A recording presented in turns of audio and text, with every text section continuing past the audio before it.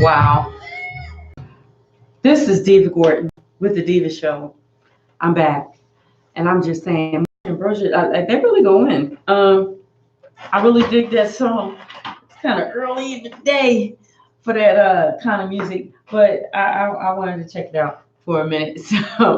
So hope you all enjoyed indulging just for a quick moment in the middle of your workday. So I just want to say thank you again to all of my listeners for your commitment and for your consistency with checking out the Diva Show. I am on every Thursday from 12 noon until 2 p.m. I have a lot of topics that I discuss, and sometimes I have special guests that I bring in to give you information and insight in reference to the industry. Um, I think my last show, I brought you all some information on something that happened to me. And I just how could I say, I want to give you all a little bit of an update. I can't divulge the company and so forth and so on, but for those of you that are unaware of what happened or what took place, I'm just going to break it down for you real quick. And like I said, I can't go into um, specific detail, but what I'm going to say is that work for an employer part-time, and I was harassed on the job. And with that harassment, I reported it, and things weren't handled well. So at this point, I was waiting for a response that I haven't received as of yet. And I'll keep you all posted. It's deep, and it's a very prominent company. I'm just really taken back on how they're handling things. But I will keep you all posted. Um, Not really sure how much information I can give y'all right now, so I'm trying to keep it a little bit tight-lipped. But I'm just going to say that I will keep you all posted and informed. And like I said to you on the last show, take the time to find out what um, rules and regulations are in place at your employer in reference to harassment. Um, don't be afraid to report it. Uh, and don't be afraid to want it to be enforced in your work environment, but also be aware of the rules and regulations so that you're not a violator. You know, sometimes we look at the extreme violation, but sometimes we can be violators ourselves just by doing some simple things. And I went over those simple things last week. I'm not going to go into it now, but be aware. Like I always tell people, research and investigate so that you're updated and you're aware of what's going on at the company that you work for. So I'm saying that to say, I'm going to jump back into some other things with DEU. We're not in production until 2020. 2020 is bringing a lot of different things. For instance, I will be again at Sundance for 2.5 weeks. No, two and a half weeks. At any rate, enjoying some films, networking, enjoying some people, and doing some work for Sundance. So I just wanted to put that out there. I really, I love it and I enjoy it. But just the same, I would love to have a platform in Philadelphia of that magnitude that so many artists can display, not only display their work, but can network. And we could put a staple in Philadelphia, like there's been one in Park City, Utah, you know. Um, I also have a production that's coming to you all in April. April, yes. April, I have my production of Dirty Laundry that's going to be coming back and gracing our stage. So, as stage crafters, so please stay tuned for the updates of Dirty Laundry.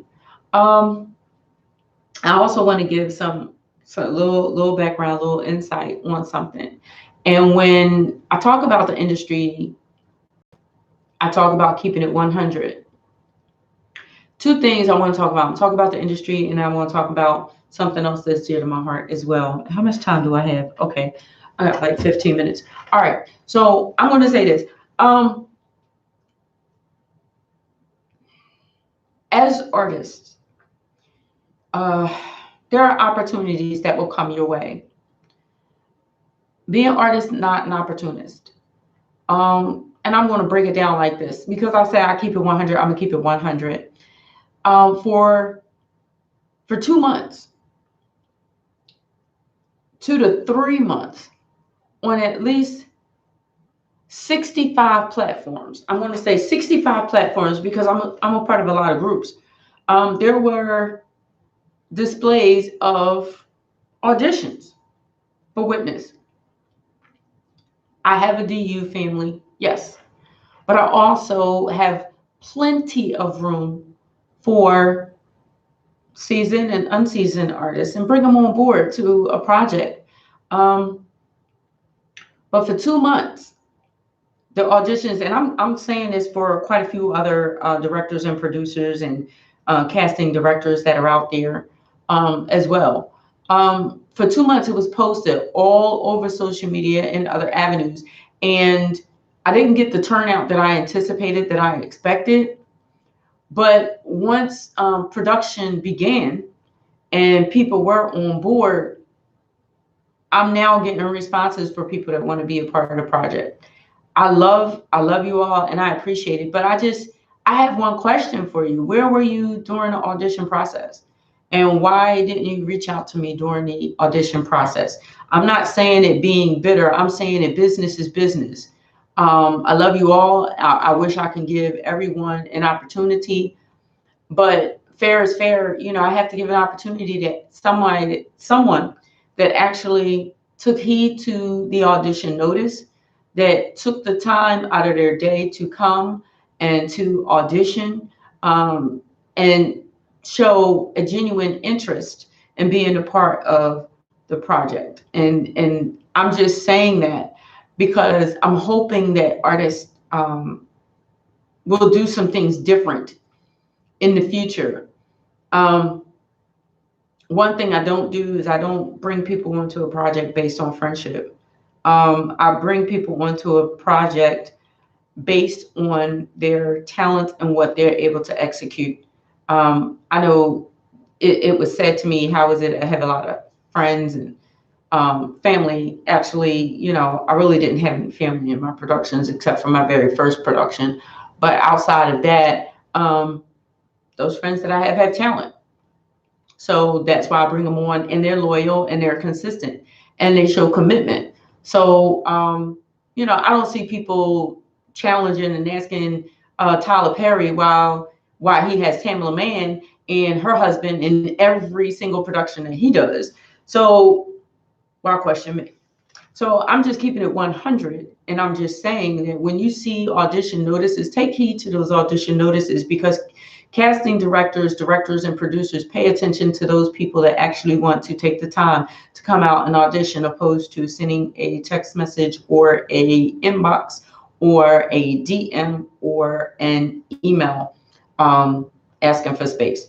And I'm just saying. So I'm just putting it out there. Philly, we need to do better. Let your talent speak for yourself. If you feel as though that you can execute a character and that you're good at what you do, then put it on the line like the other people do and come out and audition. So next time a notice comes across saying that there's an audition for a role, attend, you know? So I'm going to switch topics here real quick because I don't want to get out of here without talking about this topic. It was posted in my high school's page, and I didn't comment on it. I'm going to say this. Franklin Learning Center. I went to Franklin Learning Center. I attended Franklin Learning Center, FLC, which is 15th in Mount Vernon, which is diagonal from Ben Franklin High School. And right now, they are shutting down Franklin Learning Center just as they did Ben Franklin due to asbestos. Now, this is my concern, and I know they just went to rally down in Harrisburg in reference to the asbestos and how they're closing the schools and all of that. But this is one of my concerns. One of my concerns is when I was attending school in the 80s, there was an issue with asbestos back then.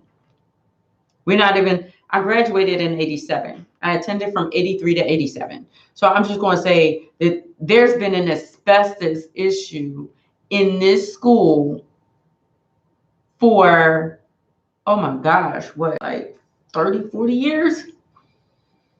And it's just, I'm taken back by the fact that it's just being addressed. So asbestos causes a lot of harm to you internally. You breathe it into the air. So I'm just going to say, so for all of those years, because from 83 to 87, if it's published or written somewhere in the history, I don't recall it going on with Ben Franklin, but I do recall it going on with Franklin Learning Center, where they didn't shut us down, but certain parts of the school was shut off from us for a short period of time because they said that they were fixing those areas, where the asbestos was, and they was getting rid of it and so forth and so on. I don't know if anybody else that I attended with recall this taking place, but from 83 to 87, I recall that taking place at Franklin Learning Center High School, where I attended. So what I'm trying to figure out is, if they were supposed to be fixing the asbestos at Franklin Learning Center High School back when I was attending, why are we dealing with it now? And I guess part of me just realizes that they just put a Band-Aid on the situation when we were attending. Who knows what diseases we developed from that, being exposed.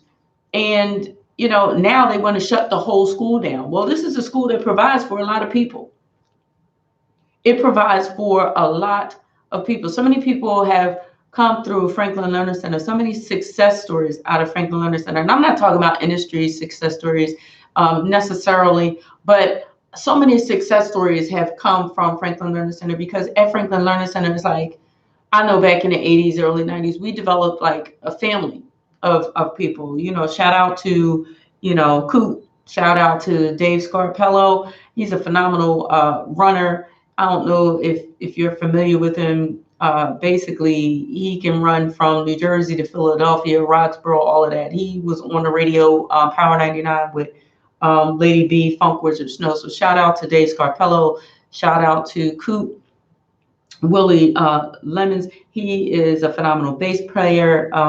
James Keith, Camille Edwards, Joel Knox. I could just go down a list of so many people. And that's where I met my mentor, Melvin Williams, who taught artistic development of actors, acting at Franklin Learning Center. He went on to work at Creative and Performing Arts Kappa, and then he went on to work at the Link in New York, and he is still working with major artists, and he's going to be working with artists on my film, The Witness. And I'm just went a little over the place, but I'm just going to put it out there and just say I'm just trying to figure out. Franklin Learning Center developed so many different relationships that are still intertwined, even as adults. I graduated in 87. There are people that graduated in 86, 85, 84. And we're all still friends. And, it's like, that's what Franklin Learning Center provided for us. So it's kind of heart-wrenching to hear that they're going to be closing the doors. Where are these kids going to go? And the school is very old. I understand that. It used to be Williams Penn High School for girls, I was told when I was attending there. And like I said, in the 80s, they were supposed to have fixed the asbestos. If you look in the histories and you'll find that they were supposed to have fixed the asbestos in the school back in the 80s. So what did they do? What were we exposed to? What have the children been exposed to? Because if you read the article, it talks about how they had to shut down the fan, and because they couldn't run the fan, they could not properly run the boilers. So let's think about this for a minute. So if the asbestos is all down and you have this fan going through the ducts, so you're spreading it into the air. What kind of damage has been done in all of these years to all of the people that attended that school? It's just mind-blowing, And like I said, I can go down a whole bunch of a list of names of people that I consider family. Yolanda Johnson Young, who just completed her documentary that has won multiple awards, Finding Elijah, short documentary. I could go on. Chris Odom, I could just keep shouting out names of different phenomenal people that I've interacted with, and I consider them family. Ricky Gatson. I can keep going on and on. But I mean, does it make you wonder as a graduate of Franklin Learning Center? I know we on the page, everybody was talking about how it's sad and it's upsetting, but I mean, let's think about it. When we attended back in the 80s, there was a problem. I'm not saying to pull out the archives and see who may have received an infection or whatever behind with them just putting a Band-Aid on it back in the 80s. But it's a cause of concern. And they did go and they marched on Harrisburg in reference to the shutting down of schools. But I don't know. For me, I want to do some research and some investigating to find out a little more detail about what's going on with our schools in the city of Philadelphia, because I don't know if you all noticed it, but first they shut down the libraries, then they shut down the recreation centers, they took away the programs, and then they began a process of shutting down high schools, which is senior education for our children before they are released to the world. Why is that? And it's generally in the city that this is happening. So not only in that general area of Spring Garden do you have Ben Franklin that's shut down, you also have Franklin Learning Center that's shut down. Now, Ben Franklin, I believe, serviced the local area, while Franklin Learning Center housed many students from all over. And I think some students from all over went to Ben Franklin also, dependent. But I think that was the service that specific area in Franklin Learning Center, which was considered back in the day a magnet school, charter school, whatever you want to call it. It was people from all over the city. But, we have to look at the big picture. Like that's a lot of children from 2 high schools that are displaced. And here it is, we're going into a holiday break. And who's going to be really working during a holiday to place these kids and put them in a position where they need to be? Let's consider our seniors. This is a major interruption to them. This is our seniors that are preparing to go off to college. They need paperwork filled out, just like at the other schools. They need paperwork filled out. You got our juniors that this is one of their most important years, because they're going to be colleges are going to be looking at their SAT scores, for entry to college. So it's a lot to take in. It's a lot to consider. But, I challenge our people, instead of doing a challenge on Facebook, why don't we do a challenge to figure out how to fix what's in our community? Some people are focused on the wrong things. We're focused on challenging each other on Facebook. How many pictures we could put up of different things, or dances that we can do, and, asking people, what is it that you used to eat years ago when you was a kid that you won't eat anymore, and you'll see 100 responses or comments on that. But what about what we should be focusing on? And that's one of the reasons I pulled back from Facebook. I was just looking at some of the stuff that's on there, and I'm not saying I'm perfect, and I do like to have fun and different things like that. But sometimes I just scroll down my Facebook and I just look at the focus of what people are talking about, what they're taking their energy and putting their energy into, and some of it is just disturbing. So, I digress. But instead of posting challenges and things of that nature, why don't we challenge each other to figure out what we can do in our local communities to figure out what is going on with our schools, why they're not being taken care of, what's going to happen with our children that are being displaced, where are they going, what kind of services are they going to be providing them so that their transition is seamless. These are the things that we need to be talking about and communicating about, not 145 comments on what you eat and what you don't eat, and somebody arguing with you why you eat it. I'm just going there, let's get focused, people. And I'm just saying that because on my page, I'm 50 years old, and I'm proud to say that I'm 50. Listen, it was a time that I didn't think that I was going to reach 30, time I didn't think I was going to reach 20. So I reached 50. That's an accomplishment. And I'm thankful that God allows me to see another day. But with me saying I'm 50 years old, and there's a lot of people that are in my general age bracket that are on my page.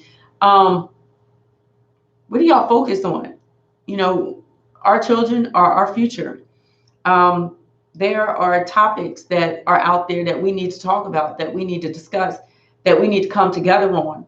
Um, it's just that, like I said, I had to pull back from Facebook a little bit because, like I said, I scroll and I see some stuff and I don't get it. I don't understand. And some people post like 20 times in one day. Like, what are you, as an entrepreneur, and you have a business? How much time are you giving to your business if you posting like almost 20 times a day, asking people their opinions about something? And people are actually taking the time to answer. And it's funny to me, but I know it's social media, but can't we socialize about some things that are like major, that are important, that we can try to work together and come together and try to fix? So, I'm just putting that out there. I'm getting ready to get out of here, y'all. I want to say shout out to Eli and Lou, filmmakers in entertainment business. They doing a doggone thing. Film Factory. I'm just going to say Film Factory was December the 7th. They had a really big turnout for that event. And it was an open mic. Listen, I got to say this. It was an open mic for actors. I'm going to say this and get out of here. A lot of actors say that they're trying to get on their game. They're trying to get somewhere. They're trying to do something with their art and da da da. Film Factory provided an actor's open mic. That's basically an audition for a room full of people. You don't know who they are. They're all networking. They all have something going on that you could possibly be a part of. Why didn't you take that opportunity to go to Film Factory? I'm just going to challenge you. That's what I'm going to challenge you on. Some of you actors that are out there, I'm going to challenge you to attend the next Film Factory and put yourself on the spot and put your work out there and see, so that you can see what could possibly happen with your acting career. Some people don't want to be put on the spot, but sometimes you got to be uncomfortable in order to get comfortable. All right. So this is Deeva Gordon from DEU. I am coming to you with the Deeva Show. I am on every Thursday from 12 noon until 2 p.m. I'm going to be here next. I'm going to be here next Thursday. It's going to be the day after Christmas. The day after Christmas. Yes, I celebrate the birth of Christ. I will be here on the 26th. I'm going to be bringing some more information to you all. Hopefully, I have a positive feedback on the situation that I'm dealing with at this part time. Until then, I'm going to leave y'all with this. Take more time to promote positive change. Pay attention to what you're doing with your energy. Pay attention to what you're doing with your time. Stop wasting it.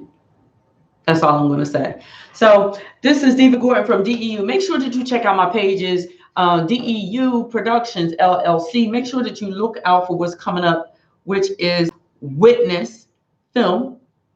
And make sure that you check out the Sador Radio. We now have an app. So you can go to your Google Play Store and you can type in Sador Radio. That's SADIOR. Again, that's S as in Sam, AD as in David, IOR Radio. And you can click on the app. It's the first little one that comes up. It's like an indigo color with S and an R in the middle. Yes, that's Sador Radio. Click on that. That way, it's already downloaded to your app. You don't have to go to a website or anything like that. It's in an app. So you can check us out and you can stream us at any given time and check out what's going on with us. We got the Middle School Show that's on Wednesdays from 12 noon until 2 p.m. We got the In the Mix Show. We got the Brown Girls Show. We got the Talk Tea Show. We got, oh my gosh, we have Inspirations with Dot or Dot's Inspirational Moment. We have a lot of things going on here at Sador Radio. And then late night, you got DJ Manny on the ones and twos. And listen, let me tell you something. I was listening the other night while I was at work, because I work overnight from 9 o'clock until 5 in the morning. I was listening the other night. And I'm just going to say that he started playing some slow jams that I ain't heard in years. I'm talking about the ones that, be in the crates. So make sure you check out DJ Manny Strong. He be on late night with the slow jams, giving you the good. Yeah. Just make sure that you tune into Sador Radio. Download that app in your Google Play Store. It is Sador Radio. That's all it is. Sador Radio. Easy as pie. You know what I'm saying? As soon as you start to type it in, it comes up. All you gotta do is hit it and hit update, and it'll load up in there. All right. So this is Deeva Gordon. I'm getting ready to get up out of here. I hope you enjoyed my show. Thank you again for your commitment, for your consistency. I will be back. Shout out to my Giants. Like I said, if y'all can wear y'all jersey for 60 years without a win, I can surely wear it for 8. All right. So this is Deeva Gordon from DEU. Love, peace, hair grease, and I'm going to see y'all on the other side of this show. All right. Peace.